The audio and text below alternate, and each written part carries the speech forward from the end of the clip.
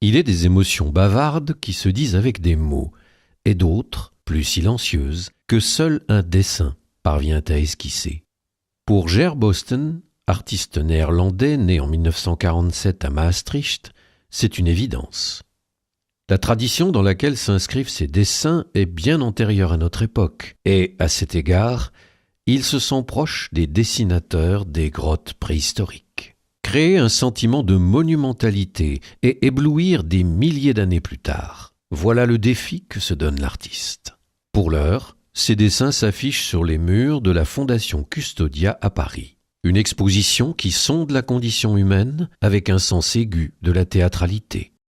Il a vécu à Maastricht, à côté des grottes, des caves. Et comme enfant, il a souvent fait des balades dans les caves. Il était attiré par les images laissées par les peuples primitifs encore sur les murs. Et pour lui, tout art est dans un certain sens graffiti, comme là-bas. Et aussi ici, il dit, beaucoup de ces feuilles, grandes feuilles, sont vides, c'est comme les murs, les calques, pas encore incisés. Et il commence, et pour lui, il y a un rapport avec les artistes primitifs de cette époque-là. C'est sincère, on voit ça en lui. Il est aussi capable à préparer les papiers en les collant au-dessus et de créer une atmosphère de mur, de cave, et le regarder comme ça. Il y a un dessin très très grand qui est vraiment fait en émulation de ces dessins antiques. Dès son plus jeune âge, il comprend que le dessin est un territoire de création où l'esprit peut librement s'exprimer. Décidant que l'art est la seule république de liberté qui existe au monde, Boston y investit toute son énergie. Pas un jour ne passe sans qu'il ne ressente la nécessité de dessiner. Installé en France depuis 1996, Boston demeure un artiste engagé qui aime dessiner la vie à travers des thèmes tour à tour charnels et érotiques, humoristiques et macabres. Et l'exposition commence aussi avec les images, avec des grandes tables et trois gens avec grand faim et la lutte pour le repas. Ça, c'est très basique et on voit ça. Et il a fait référence à Topor et les autres grands dessinateurs. Il y a des images très marrantes. Un ascenseur qui disparaît dans la terre. Et on peut penser, ce sont vraiment des images inquiétantes et la menace peut devenir dans toutes les directions.